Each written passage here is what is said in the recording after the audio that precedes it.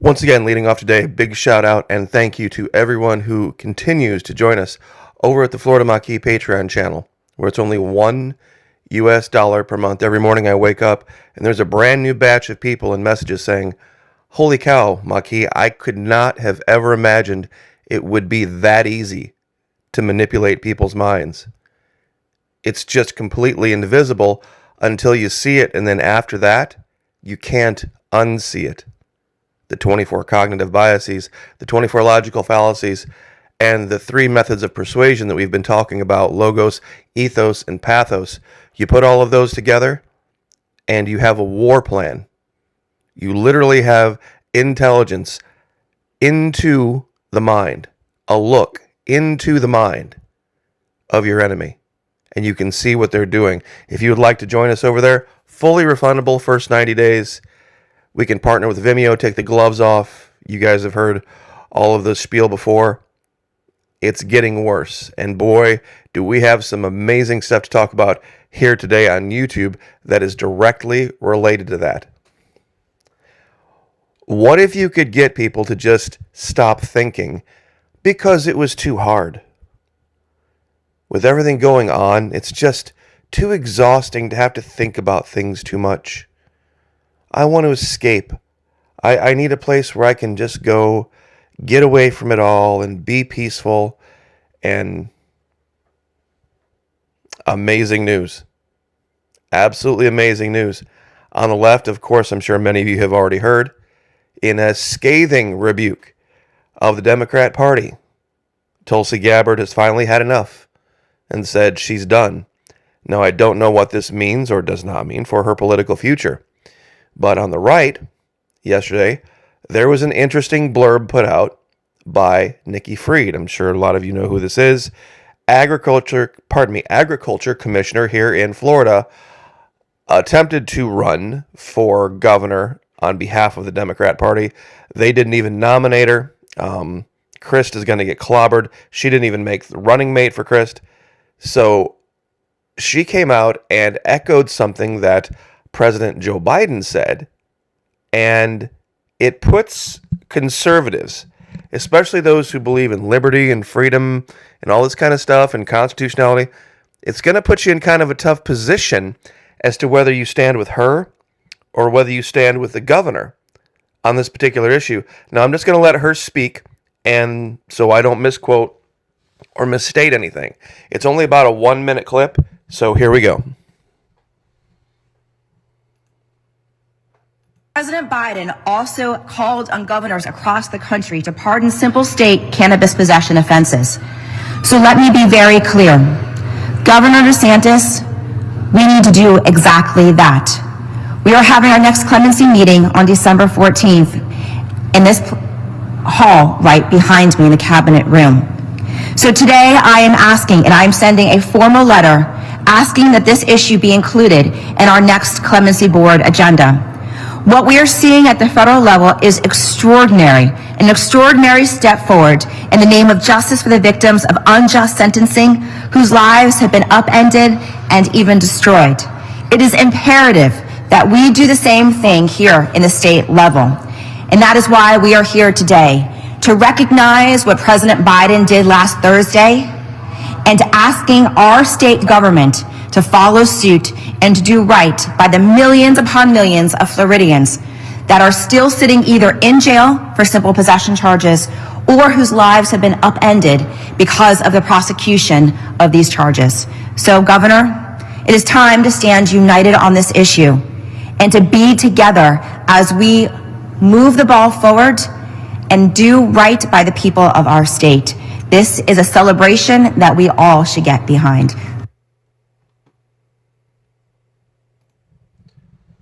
Now, here's kind of the weird part of this whole let's let all the marijuana people go.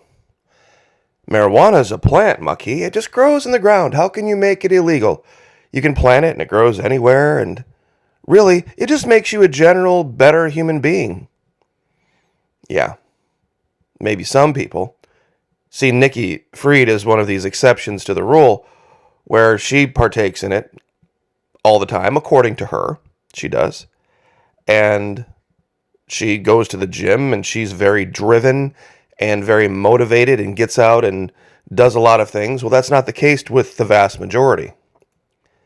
See, those of you who don't know what I was showing here, this is an opium poppy. Opium is a plant.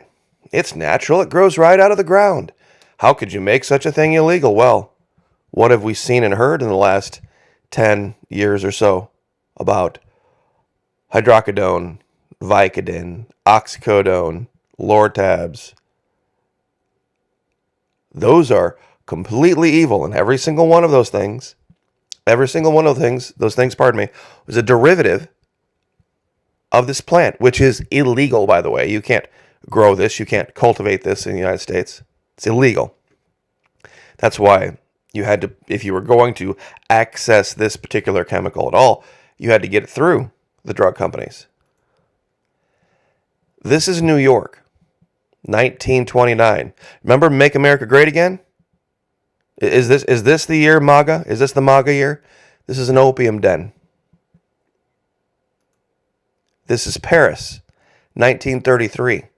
So it was both the poor and the rich when opium, which is the root of morphine and heroin and codeine and all those good feel-good things that they give you when you have a tooth pulled or whatever, it was around the world, destroying lives, destroying economies around the world. But, Maki, they just look like they're chilling. They just look like they're relaxing. They're escaping. Life is too much.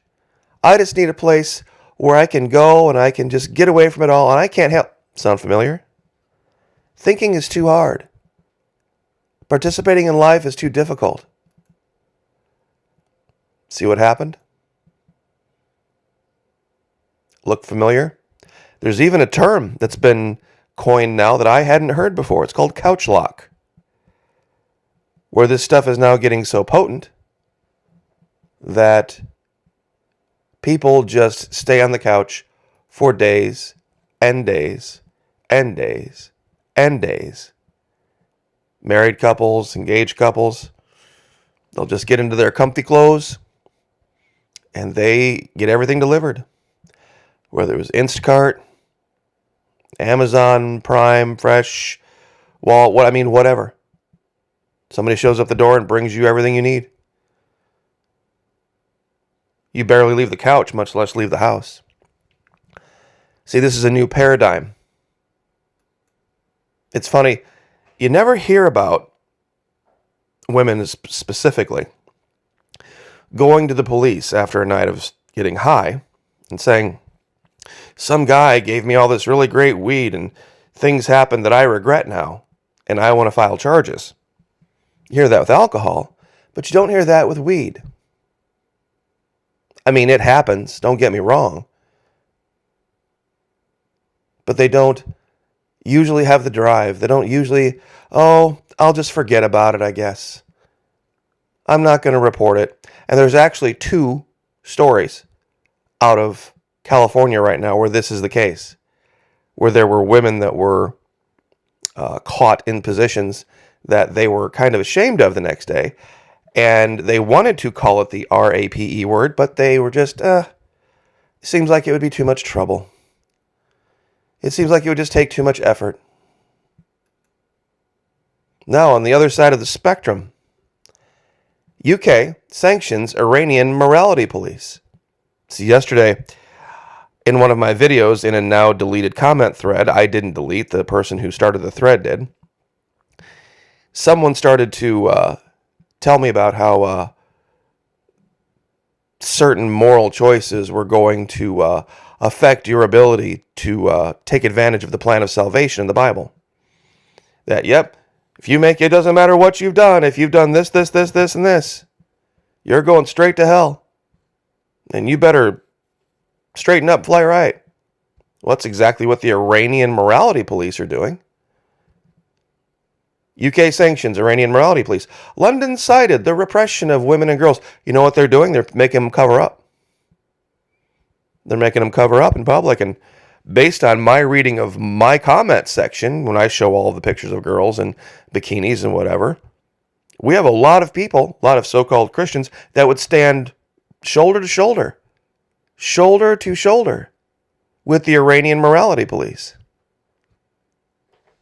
Now, they might not agree with everything they believe when it comes to church going and all this kind of stuff, but what if we had the Iranian morality police here shut down every adult bar, every Hooters, every wing house, every tilted kilt would be shut down immediately? This would be cause for arrest and or fine and probation. This would probably get you the death penalty. Unless, of course, it was something on the news and they were promoting your favorite candidate. See, I find this just bizarre that you have people, the same group of people, who want to make weed legalized, but are perfectly fine with huge billion-dollar lawsuits against drug companies that push another plant, a plant they don't like. And they're also the same people that say, well, it's okay to maybe do a quick hit on the little doobie and then go to church and read the Bible. And there's nothing, God doesn't say anything about weed. See, there's a lot of things that you can do in life that are private, that you'll feel shame for. And that's a very different thing than being made to publicly feel shame. And so this would be the question I would have for those on the left who want freedom and liberty. Are you for also shaming certain things? I mean, where's the line? I guess I don't understand where the line, and it seems to me, and this might be my fault. Maybe I just don't have the mental capacity to understand this zigzagging line. Where over here, these things are okay, these wildly immoral things are okay over here. Provably damaging things, they're okay because of freedom. But over here, these other things, they're bad. No, you can't do those things. You can't do those things. See, Nikki Fried sued the Biden administration. She's a Democrat. Most people would disagree with her and say, I'm not standing with Nikki Fried. There's no way. She's a liberal, and she sued the Biden administration because they were going to make her give up her marijuana card, her card that you get to get the pharmacy grade marijuana from a doctor, if she had a concealed carry license in Florida. And she said that was unconstitutional. Well, guess what? The governor of the state of Florida wants to do away with completely the idea of concealed carry in Florida, meaning that would fix her problem. He wants to go to complete constitutional carry, meaning that you don't need any kind of a license to carry any kind of a handgun. And I know a lot of you agree with that. But that would fix Nikki Fried's problem, and that would put them shoulder to shoulder on that issue. Kind of seems strange, doesn't it? Which brings us all the way back to here. How sometimes politics can make for very strange bedfellows.